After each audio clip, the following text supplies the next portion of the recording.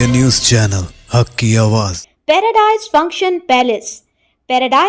Palace महबूब नगर। दरख्त इंसानी ज़िंदगी में सबसे अहम शय है। इन ख्यालात का इजहार रुकन असम्बली महबूब नगर एन.एम. श्रीनिवास रेड्डी ने किया। तेलंगाना रियासती हुकूमत की जानिब से आज से शुरू किए गए 75वां वना महोत्सव प्रोग्राम के तहत महबूब नगर के मनियमकुंडा के मंदिर के अहाते में डिस्ट्रिक्ट फॉरेस्ट ऑफिसर्स की निगरानी में प्रोग्राम का इनेकाद किया गया। इस प्रोग्राम में मेहमान खुसूसी के तौर पर रुकन असम्बली एन.एम. श्रीनिवास रेड्डी ने शिरकत करते हुए ज़िला परिषद चेयरमैन सरना सुधाकर रेड्डी और ज़िला कलेक्टर विजेंद्र बोई के साथ वना महोत्सव प्रोग्राम का इफ्तिताह किया। बादअज़ां रुकन असम्बली ने कहा कि महबूब नगर ज़िले के लिए 58 लाख का हदफ मुकर्रर किया गया है। माजी की तरह रिकॉर्ड के लिए नहीं बल्कि हर एक दरख्त को बचाना सबकी जिम्मेदारी है, इसलिए समाजी कारकुन भी इस प्रोग्राम में शामिल हुए हैं। रुकन असम्बली ने 6 साल से 60 साल की उम्र के लोगों से कहा कि वह दरख्त लगाएं और उन्हें बचाएं और काश्तकार भी दरख्त लगाने में ताउन करें, क्योंकि दरख्त इंसानी ज़िंदगी के लिए अहम है। अगर दरख्त कम हो गए तो इंसान का ज़िंदा रहना भी मुश्किल हो जाएगा। लिहाजा हर शख्स को अपना फ़र्ज़ समझना चाहिए कि वह आने वाली नस्लों के लिए कम अज़ कम 10 दरख्त लगाएं।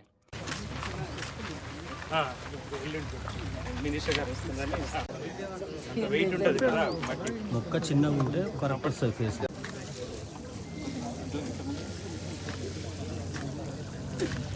కొంచెం చిన్న ఎత్తి చెట్టు అంతా తట్టుకుంటాం. చాలు చాలు కదా చాలు మేడం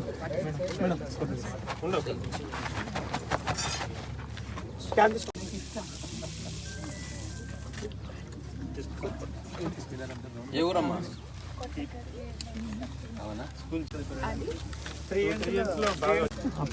అన్న పారదీసే అయిపోయింది, నీళ్ళు కూడా అయిపోయినాయి.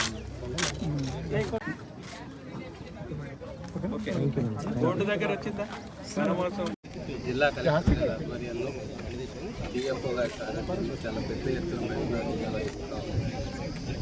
మా జిల్లాకి ఇచ్చిన టార్గెట్ దాదాపు 53 లక్షల చెట్లు.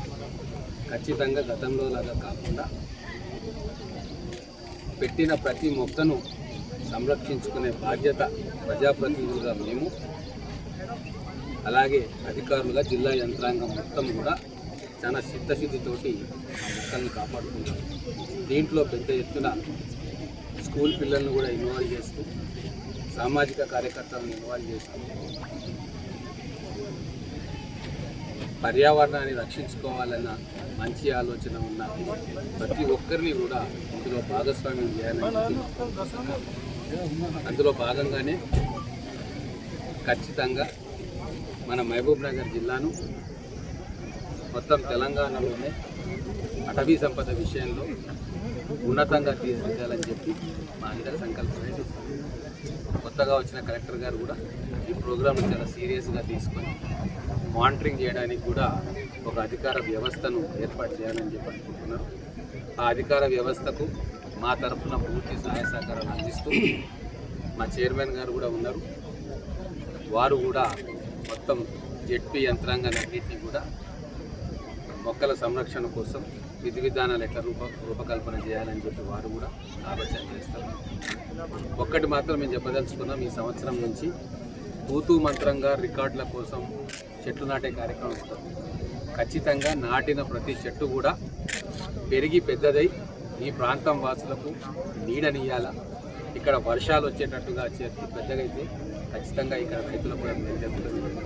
ఇక్కడ చుట్టుముట్టున్న గ్రామాల రైతాంగానికి కూడా నేను చెప్తా ఉన్నా, చెట్టును కాపాడుకోవడం అనేది ప్రతి రైతు తప్పనిసరిగా చేసుకోవాల్సిన పని. ఎందుకంటే ఆ చెట్లు ఉంటేనే వర్షాలు వస్తాయి, వర్షాలు వస్తేనే బోర్లు రీఛార్జ్ అవుతాయి. కాబట్టి ఇదంతా ఒక సైకిల్.